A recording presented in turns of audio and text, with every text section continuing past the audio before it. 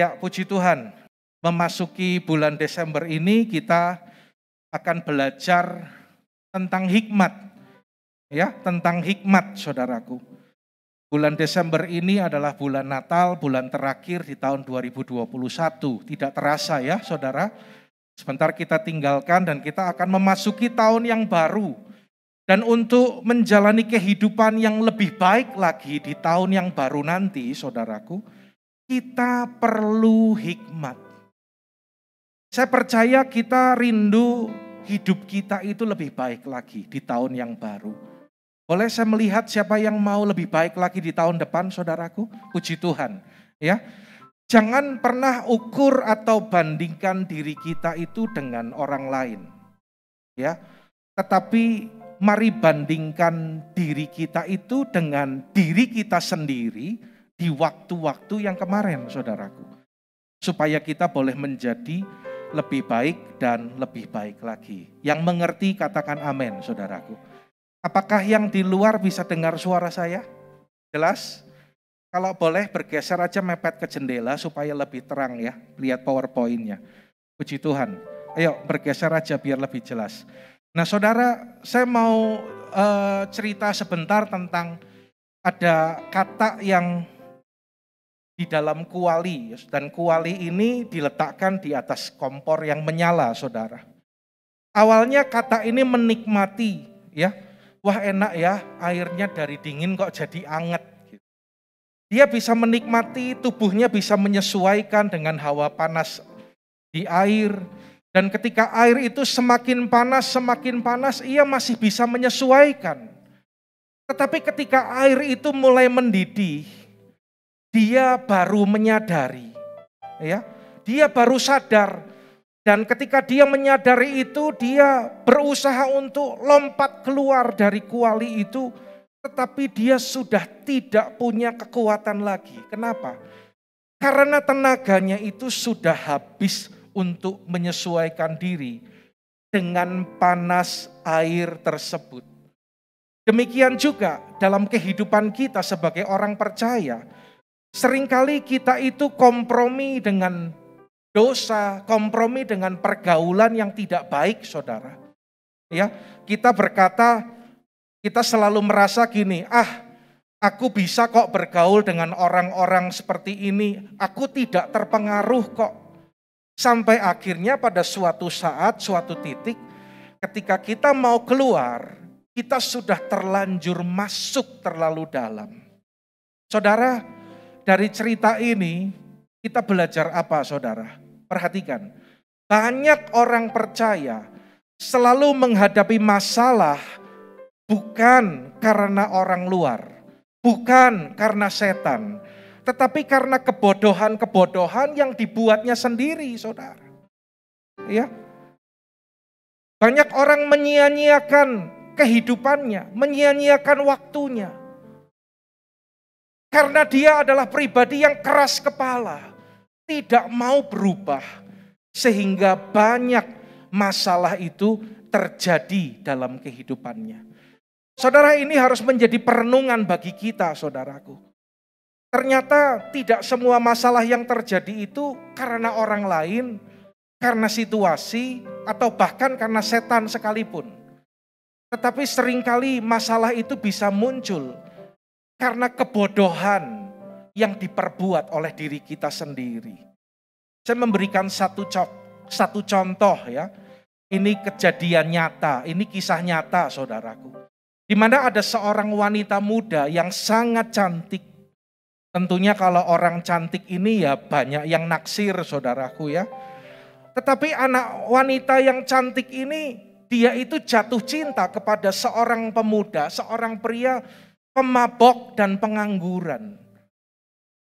Ya, dia sangat mencintai, sudah dibilangin orang tua, sudah dibilangin sama saudara-saudaranya, sama kakak-kakaknya nggak mempan. Sampai akhirnya orang tuanya ini cerita kepada seorang hamba Tuhan, dan hamba Tuhan ini datang untuk menasehati wanita ini. Ditanya gini, kenapa kok kamu mau menikah dengan pria pemabok dan pengangguran yang tidak jelas masa depannya? Wanita ini menjawab, kan Tuhan itu bisa merubah hati manusia.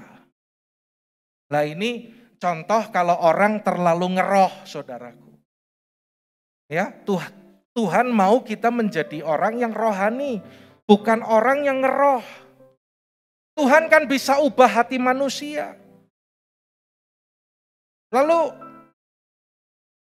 hamba Tuhan ini menjawab, walau Tuhan bisa mengubah hati manusia, tetapi kalau kamu menikah dengan orang yang tidak sepadan, seperti firman Tuhan katakan terang tidak dapat bersatu dengan gelap, ya, kamu akan membayar harganya itu mahal sekali. Gitu. Kamu tidak pernah tahu kapan dia itu bisa berubah, dan kamu harus membayar harganya. Terus ditanya lebih jauh, terus dia kan gak punya pekerjaan. Bagaimana setelah kamu menikah nanti, bagaimana dengan penghidupanmu? Lalu wanita ini menjawab lagi, saya akan bekerja. Jadi meskipun dia belum bekerja gak apa-apa, saya kan sudah bekerja. Dan dia bilang lagi wanita ini, bersama Yesus saya dapat menanggung segala perkara. Lah ini ngeroh lagi saudara. Gak pas. Ya. Saudara, saya mau katakan demikian.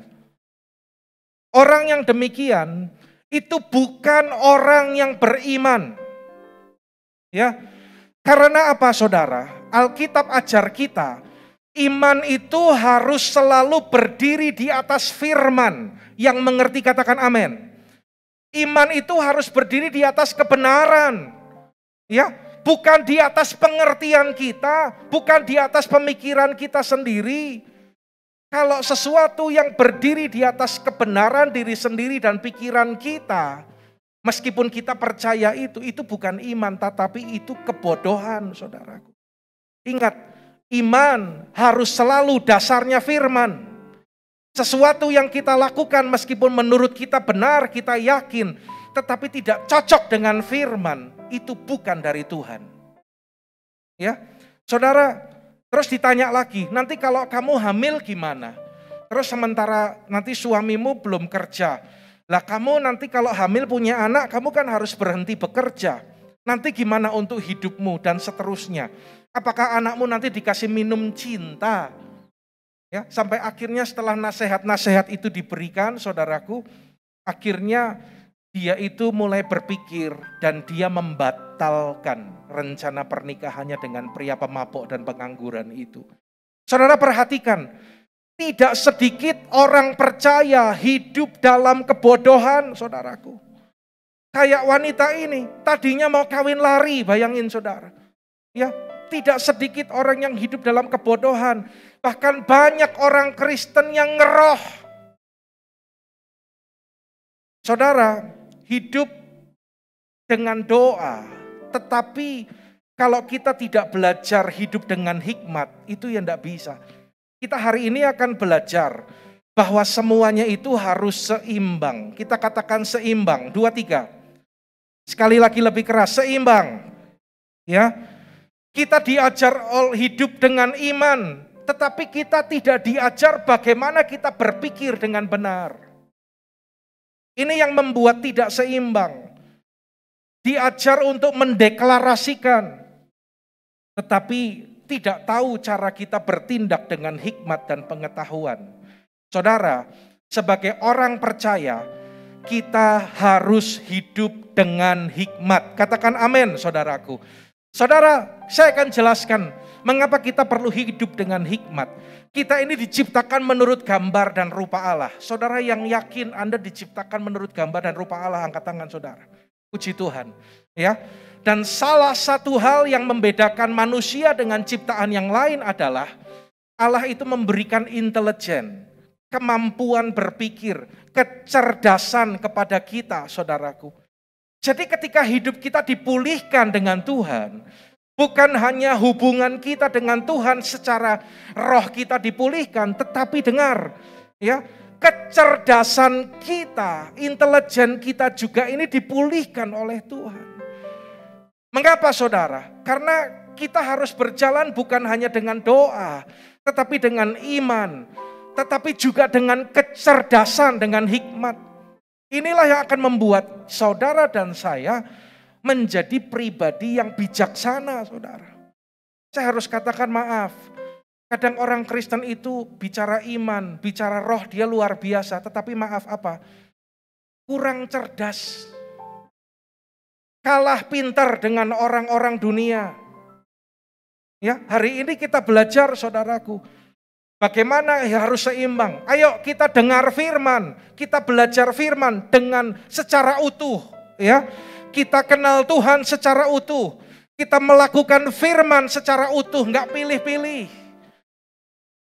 Harus seimbang.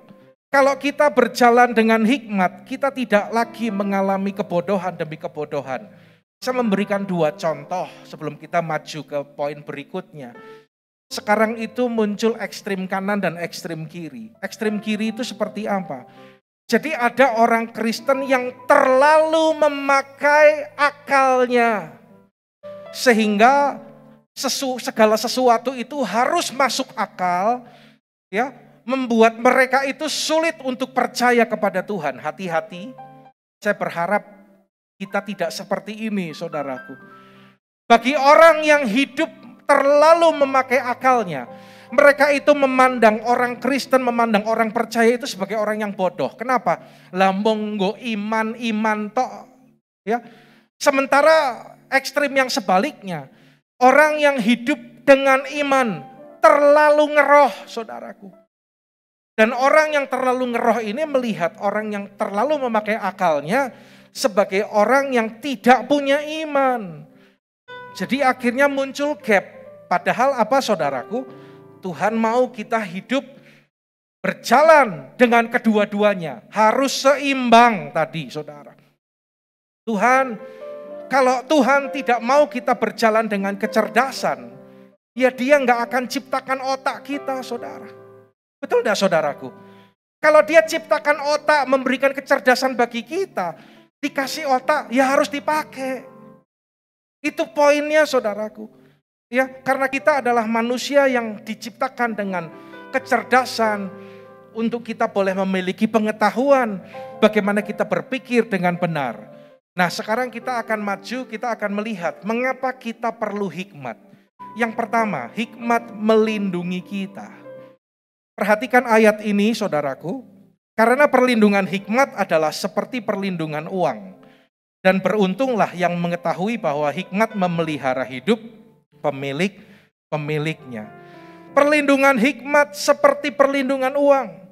Saudara, orang kaya, kekayaannya itu bisa melindungi dia.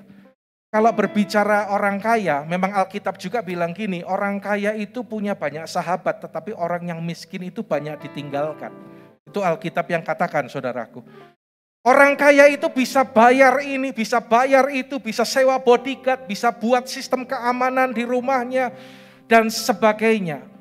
Tetapi dengar, hari ini kita diajar bahwa bukan hanya kekayaan yang dapat melindungi, tetapi hikmat itu juga melindungi. Yang mengerti katakan amin saudaraku. Ayat berikutnya dalam Pengkhotbah 2 ayat yang ke-14, mata orang berhikmat ada di kepalanya. Wow. Ya. Mata orang bijak, mata orang yang penuh hikmat.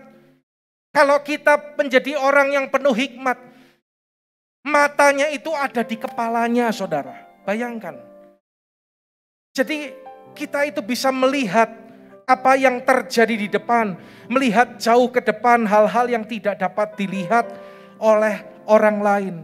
Orang yang memiliki hikmat, ketika dia memutuskan sesuatu, dia tahu apa akibatnya. Ketika dia mau melakukan sesuatu, dia tahu apa konsekuensinya. Selalu bisa melihat akhir sebelum memutuskan. Itulah orang berhikmat. Karena itu dikatakan apa? Matanya ada di kepalanya. Saudara, Tuhan ajar kita hari ini bukan hanya hidup dengan mata jasmani kita. Oh, kalau mata jasmani ini gampang banget tertipu, saudaraku. Ya, karena itu kalau orang berhikmat tadi, dia selalu berpikir panjang, tidak berpikir pendek. Bukan hanya memikirkan apa yang sekarang, tetapi memikirkan apa yang terjadi di masa yang akan datang. Kalau kita membaca kitab Yesaya, bahkan dikatakan Yesus sendiri memiliki 7 roh Allah dalam kehidupannya. Saudara, artinya apa? 7 roh Allah itu salah satunya adalah roh hikmat dan pengetahuan. Dalam keberadaannya sebagai manusia, ketika Yesus ada di dunia ini, ya, Yesus juga butuh hikmat. Selain dia juga dipenuhi roh Allah, dia juga diurapi.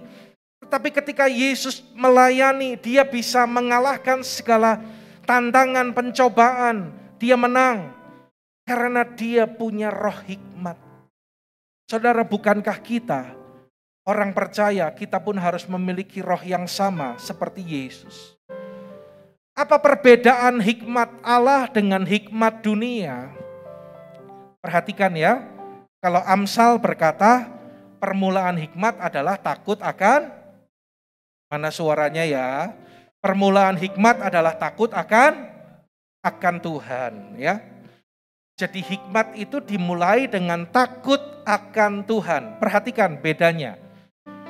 Baca yuk sama-sama yang bisa lihat ke depan, ya. 2, 3. Hikmat yang dari Tuhan, ujung-ujungnya adalah lebih keras, sedangkan hikmat dari dunia, walaupun nampaknya bagus, ujung-ujungnya tidak membawa keselamatan. Sampai di sini saudara yang mengerti, lambaikan tangan saudara. Puji Tuhan. Ya. Jadi kalau hikmat dari Tuhan, ujung-ujungnya itu membawa keselamatan.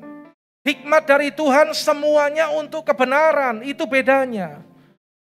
Jadi saudara nggak usah bingung membedakan ini hikmat dunia atau hikmat dari Tuhan. Dengar, selama tidak bertentangan dengan firman, itulah hikmat dari Tuhan. Yang mengerti katakan amin, saudaraku. Yang kedua, hikmat dapat membangun hidup dan masa depan kita. Ya. Amsal pasal yang ke-24 ayat 3-4, dengan hikmat rumah didirikan, dengan pandaian itu ditegakkan, dengan pengertian kamar-kamar diisi, dengan bermacam-macam harta benda yang berharga dan menarik. Saudara perhatikan sungguh-sungguh ayat ini, kita belajar bersama-sama ya. Tidak dikatakan demikian, dengan doa rumah didirikan. Dengan deklarasi rumah didirikan. Saya tidak berkata kita tidak perlu doa. Dan saya juga sedang tidak menghakimi kalau ada orang yang suka dengan deklarasi seperti itu ya. Juga tidak dikatakan dengan peperangan rohani semuanya itu diisi. Tidak, saudara. Tetapi dikatakan apa? Dengan hikmat rumah didirikan, dengan kepandaian itu ditegakkan, dengan pengertian kamar-kamar diisi. Jadi gambarannya gini loh saudara. Kalau kita itu mau membangun kota ya, misalnya awalnya itu hutan belantara. Jadi ketika kita itu membabat hutan, membersihkan itu dengan doa dan dengan peperangan rohani. Tetapi selanjutnya ketika kita mau membangun kota, ketika kita mau membangun keluarga, itu tidak hanya cukup dengan doa. Ada keluarga yang berantakan, hanya didoakan. Enggak, saudara. Awalnya memang didoakan, tetapi dengar. Selanjutnya kita harus membangun keluarga kita itu dengan hikmat, dengan pengertian, dengan pengetahuan yang dari Tuhan. Karena itu bagi kaum wanita, beberapa waktu ini cukup banyak ya. Kalau para pengurus sudah ikut semua dan beberapa pelayan juga sudah ikut. Ada pemuritan ya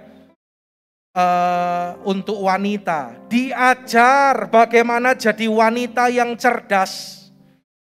Diajar bagaimana menjadi istri yang benar. Kalau kita cuma doa, tetapi kita nggak diajar, kita nggak tahu bagaimana cara melayani suami, kita nggak tahu bagaimana jadi ibu yang baik, kita nggak tahu bagaimana cara berkata-kata yang benar sebagai istri. Nggak bisa saudaraku. Ya, Karena keberhasilan suami itu juga ditentukan oleh istrinya. Dengar baik-baik. Istri yang baik, istri yang benar itu menopang, mensupport suaminya. Sehingga suaminya bisa berhasil.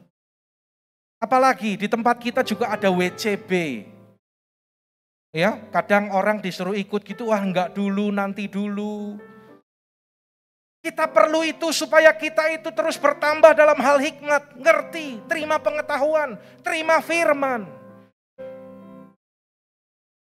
Bagaimana kita berperilaku yang baik, ya. Lalu ada kul. Sampai hari ini juga ada jemaat yang sama sekali belum pernah ikut kul. Saudara dengar, tidak cukup dengan doa. Tetapi Anda juga perlu pengetahuan dan hikmat. Ada morning call.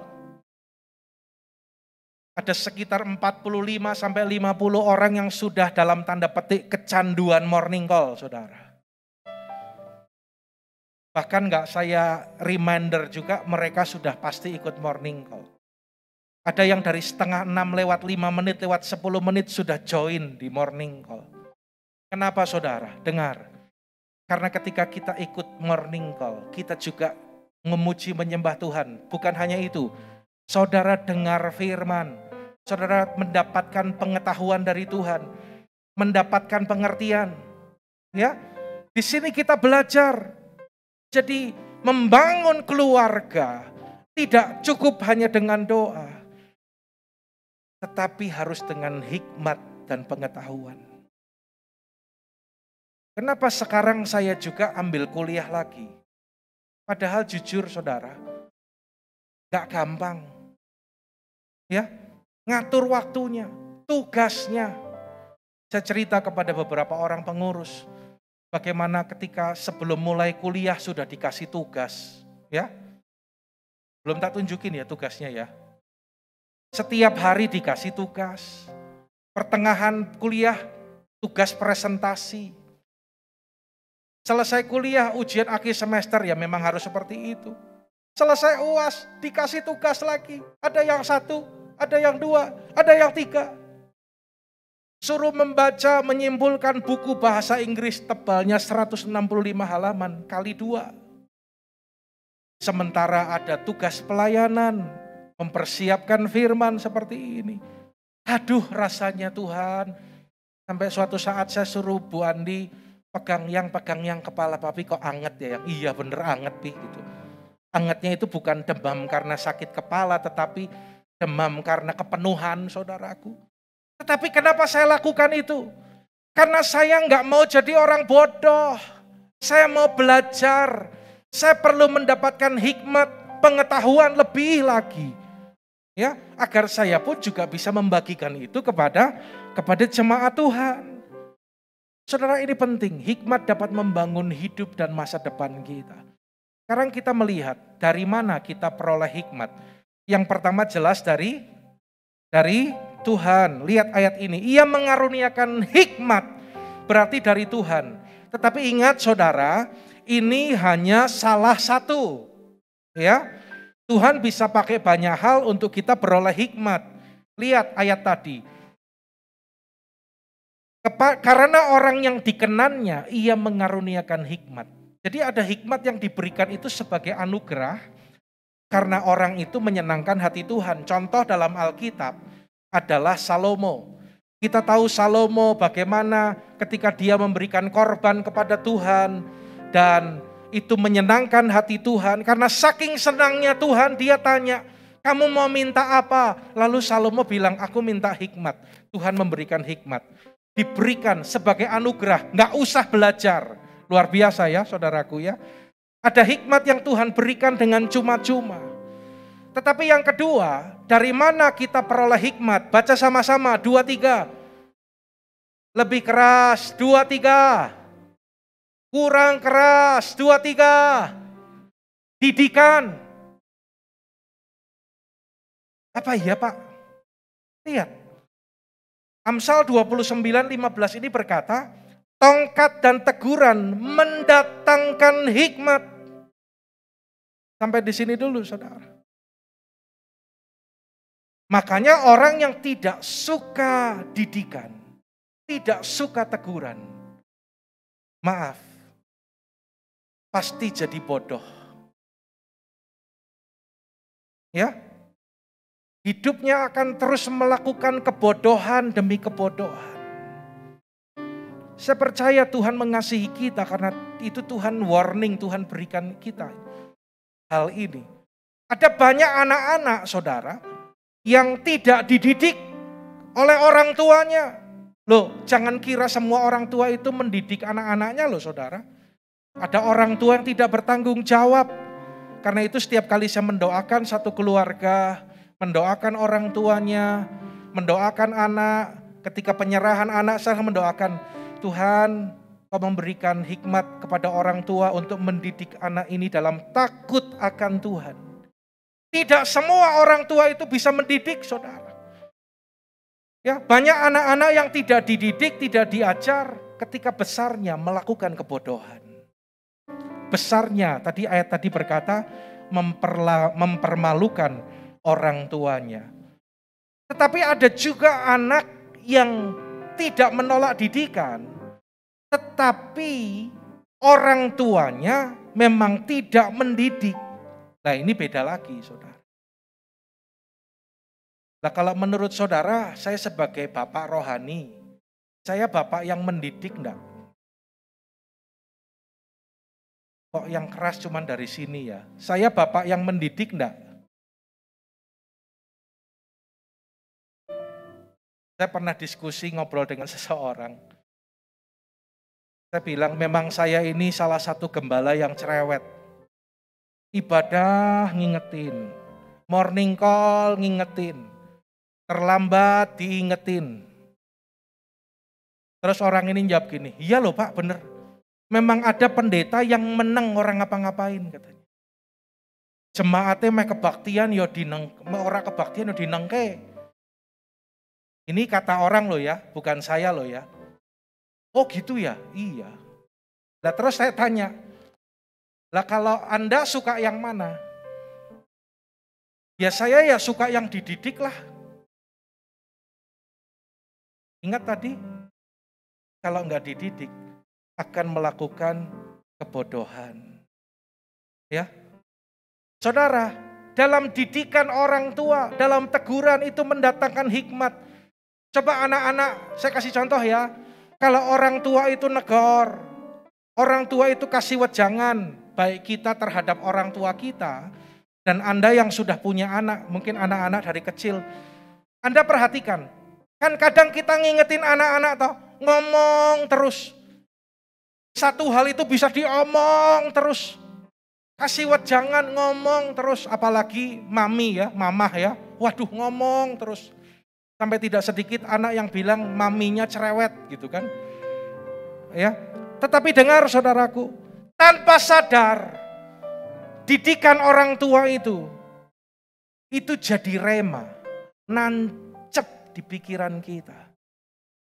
Dan suatu saat ketika kita dihadapkan kepada pilihan, didikan itu muncul, saudara.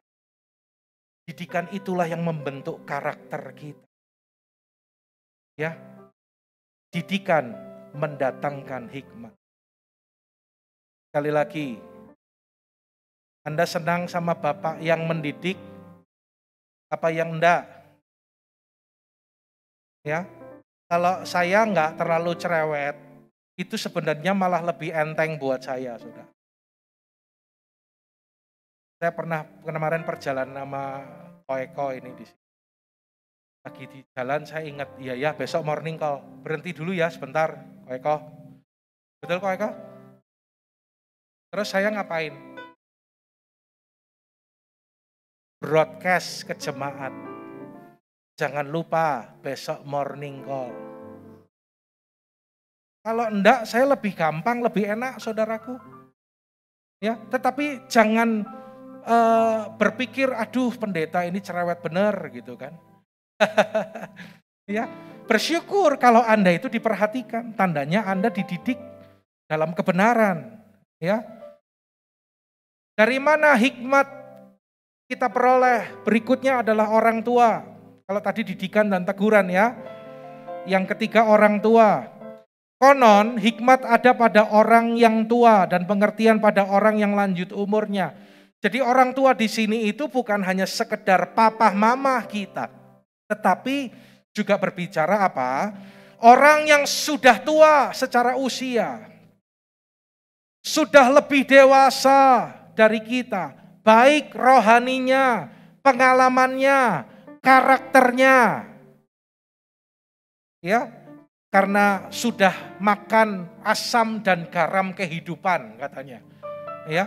Jadi kalau kita mendapatkan pengertian dan hikmat dari mereka, itu adalah satu didikan, satu hikmat yang Tuhan berikan bagi kita. Contoh, kalau Anda melihat orang-orang yang berhasil, saudaraku, saudara belajar sama dia.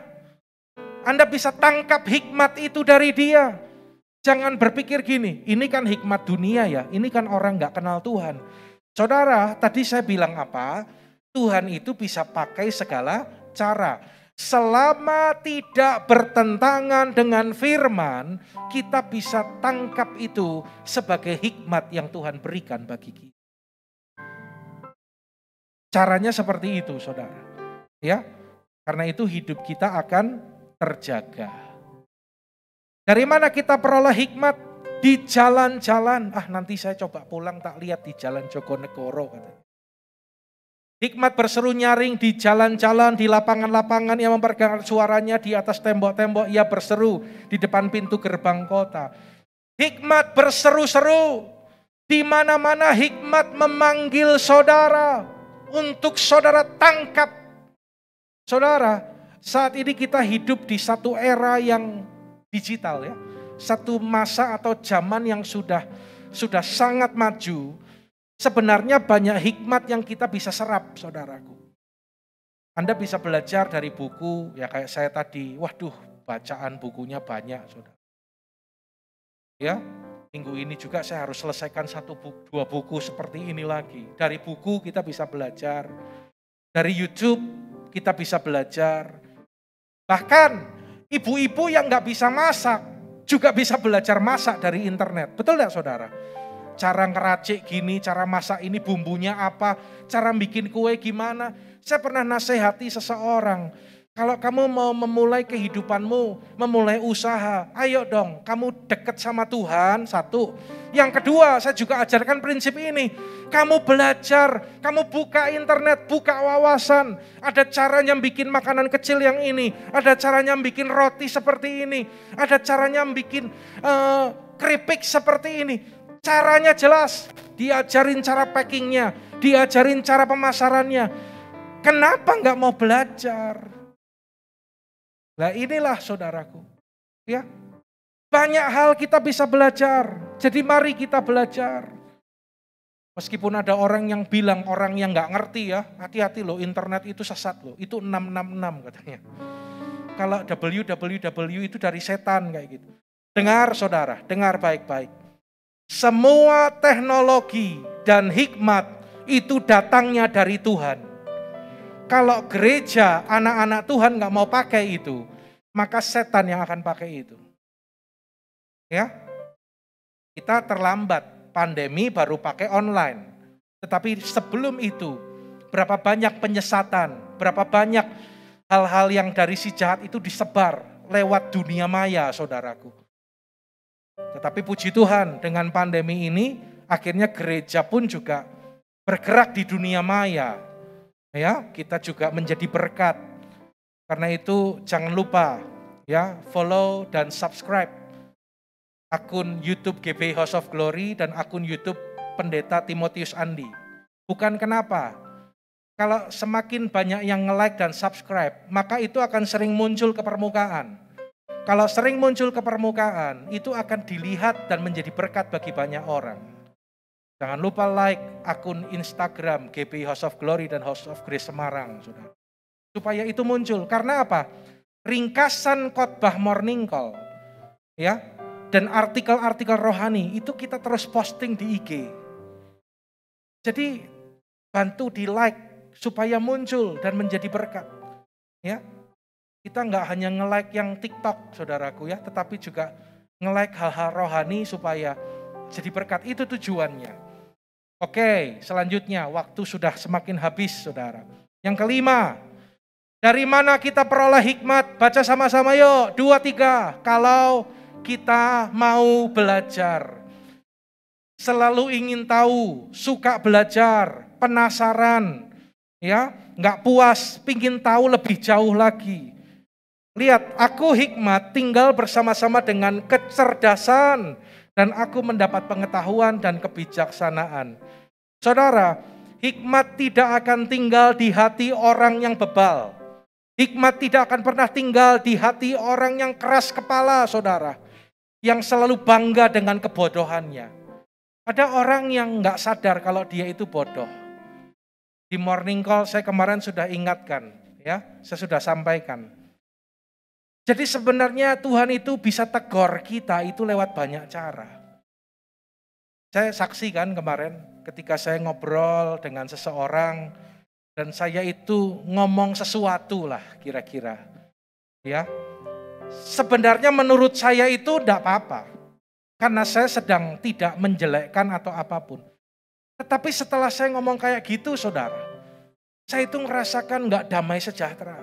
Kenapa ya? Kita harus belajar peka.